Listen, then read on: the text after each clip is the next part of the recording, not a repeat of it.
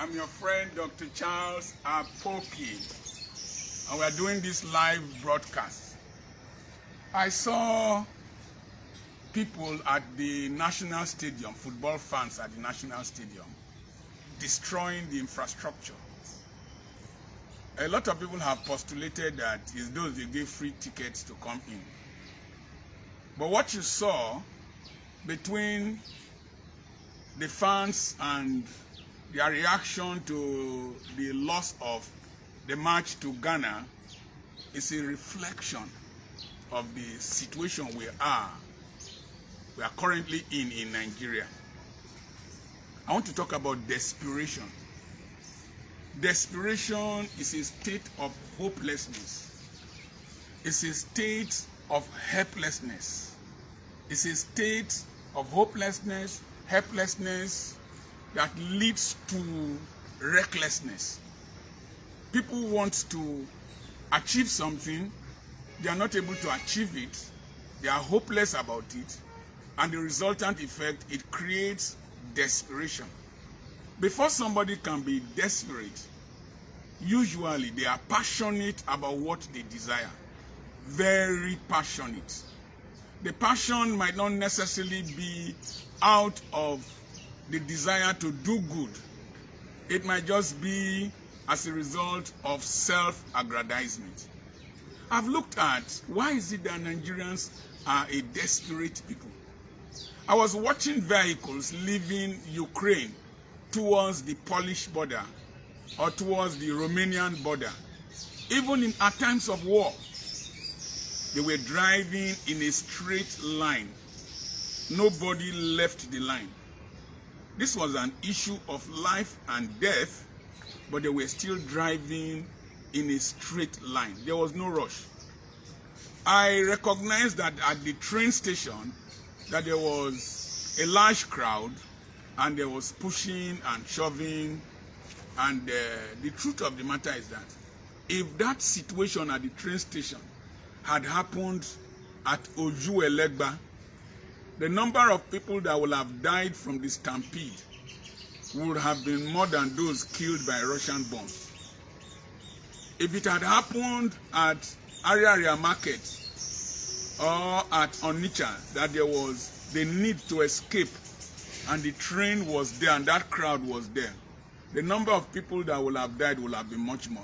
If it had happened at a full roundabout at Warri, the number of deaths would have been more. There was no stampede. So, why is it that we are so desperate in this country?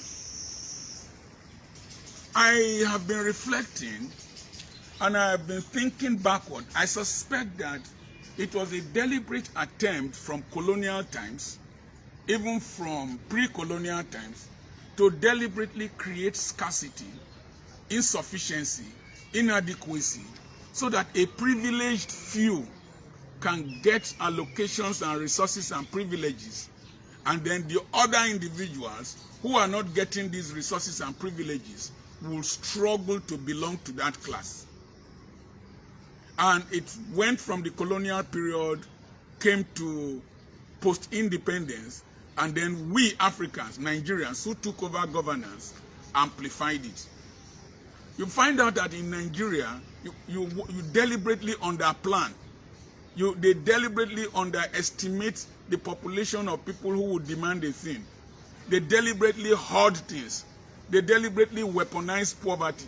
They deliberately weaponize lack. Look at the palliatives that people started looting.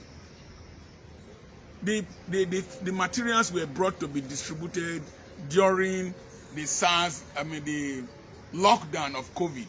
Some people stocked them in their warehouses, in their homes, and the people were hungry. The people got to know about it, they came out and they reacted negatively and looted the warehouses. Until this weaponization of lack and deprivation is removed from this country, we will always act desperately, even when we leave the shores of this country. There was a young boy that was fished out of the river Thames. I think they called him Adam because he didn't have an identity. He wore one colorful dress. Recently, they've been investigating him for years. From his DNA, they were able to trace him to a state in South. And the investigation continued. And they found out that Nigerians traffic children to Europe to use for rituals. Ritual killing did not start recently. This case I'm talking about has taken up to 10 years that it happened. The boy was a Nigerian. Some people from a particular state have a cartel in Europe, crossing Italy, Belgium, and the UK. They do human sacrifice. You are living in Europe. Why are you doing human sacrifice? You are desperate to get rich. And when desperation comes, recklessness comes, deviancy comes, and destruction comes, violence comes, you want to bend the rules, you want to break the rules. And so, the problem in Nigeria about desperation is a thing that we need to handle firmly. If not, you can't fight corruption. If a civil servant knows that if he finishes his tenure in office and retires, that his pension scheme is there, they will pay him, and that he has a place where he will be adequately taken care of, like as they do for them in Europe and whatever, wherever. As far as Australia, you will find out that bribery will not be his immediate concern. Stealing government money will not be his immediate concern. So desperation. Why is it that our young men are into internet fraud? Mothers are selling land to buy laptop and expensive phones for their children to go into HK. Desperation. Desperation to belong to a particular class. Desperation to drive a car. Desperation to build a house. Desperation to be recognized when you enter a place. Desperation is the opposite of contentment. You see, when a cow or an animal, a herbivore, eats enough, he lies down. He makes me to lie down beside the green pastures.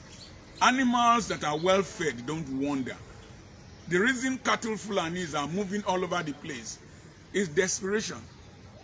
Other cows are reared in ranches and they don't move up and down, and they produce more milk. The Australian cow, the Saudi Arabian cow, the Brazilian cow, the cows in Argentina produce up to 30 to 40 liters of milk daily. All these scruffy ones moving around with scruffy people all over Nigeria, they produce only 1 liter of milk daily.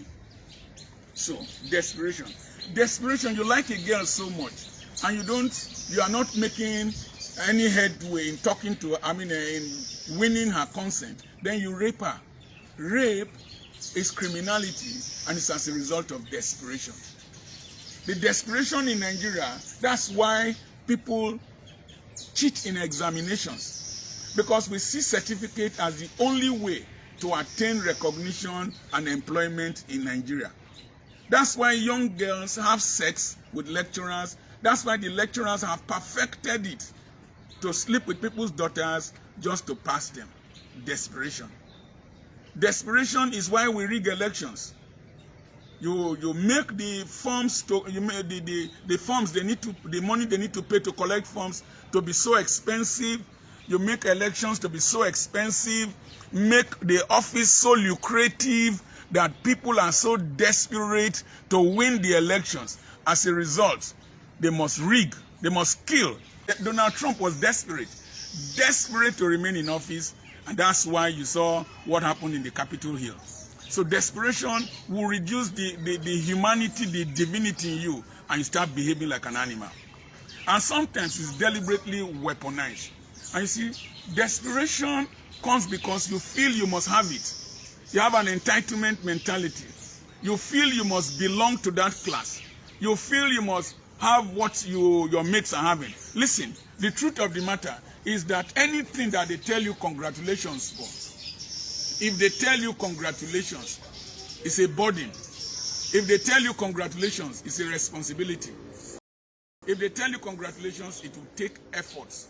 to maintain that congratulations. I give you an example. I prayed several years. I admired this car from afar.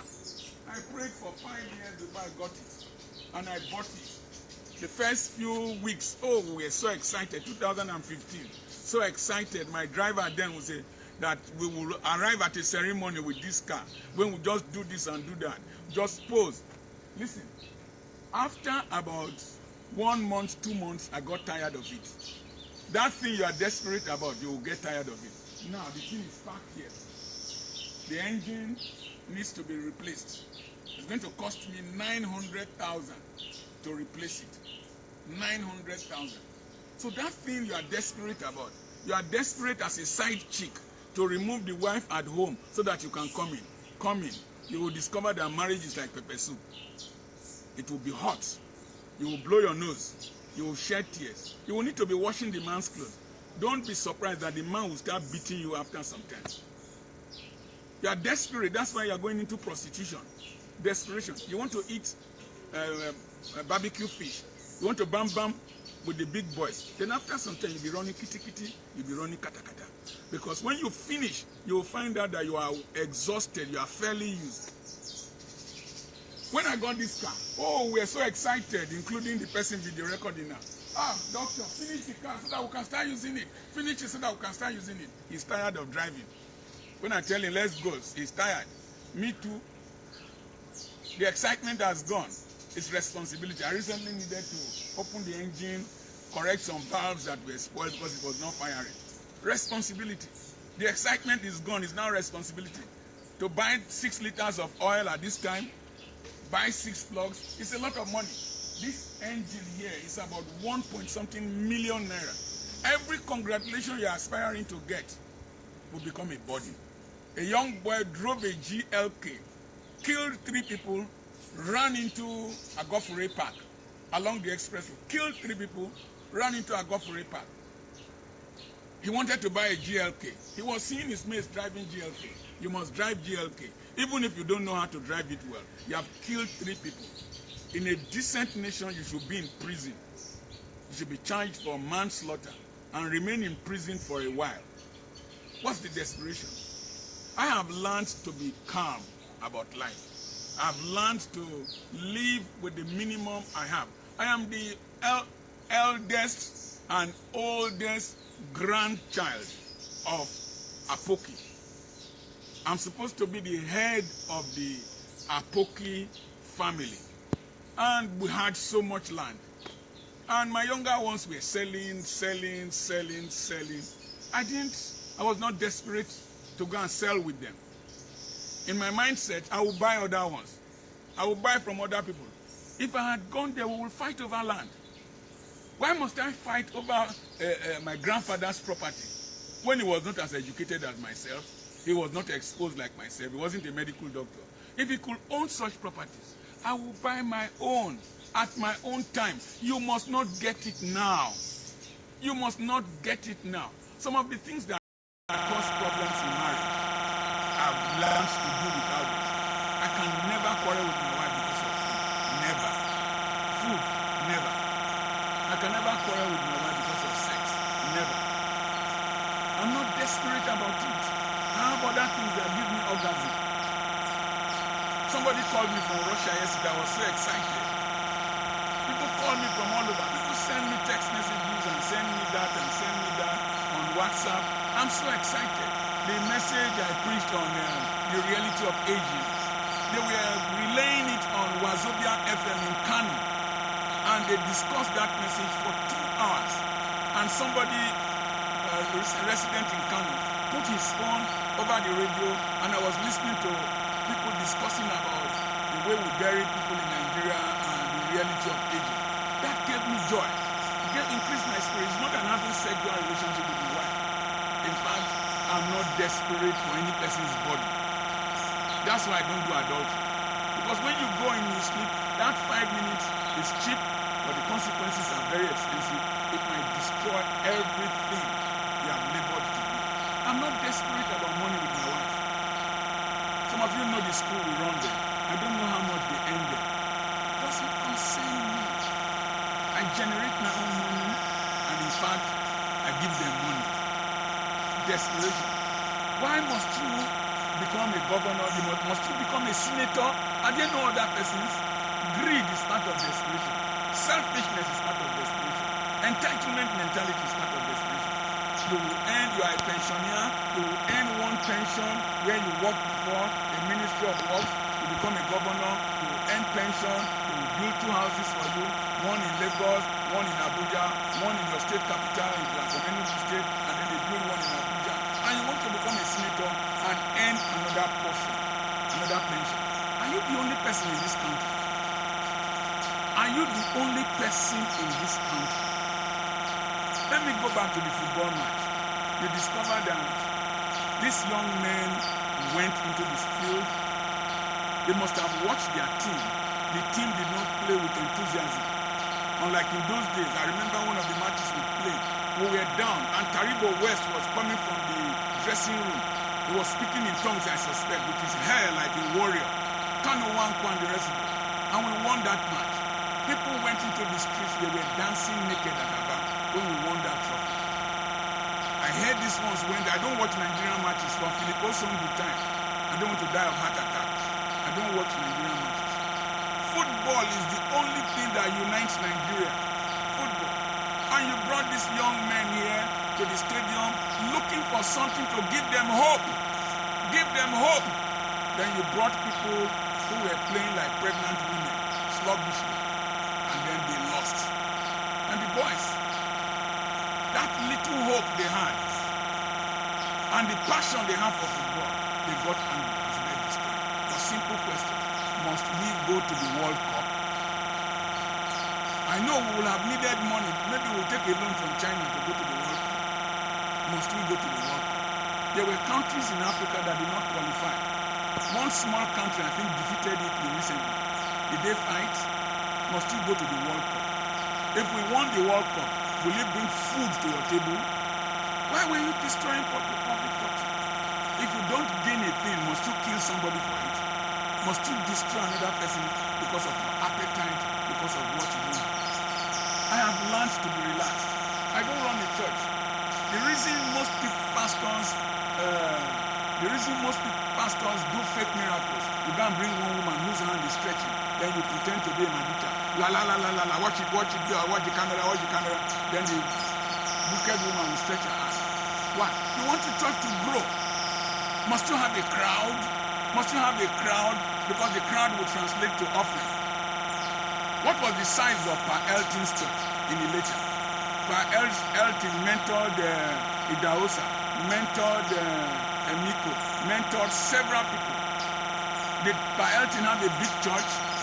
You don't need, must you have a crowd?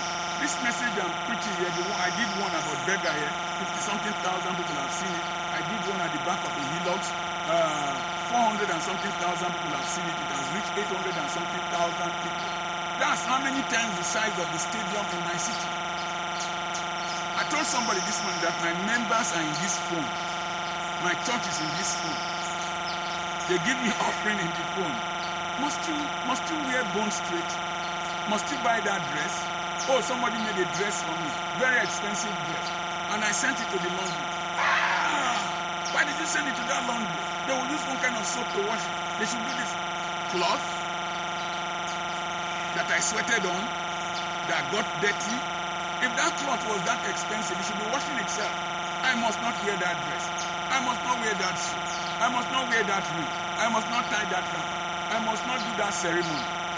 Learning to do without people, learning to do without things, learning to do without relationship with some people will help you. That club you want to belong to, must you belong to it? Why are people cultists? It's desperation. Desperation.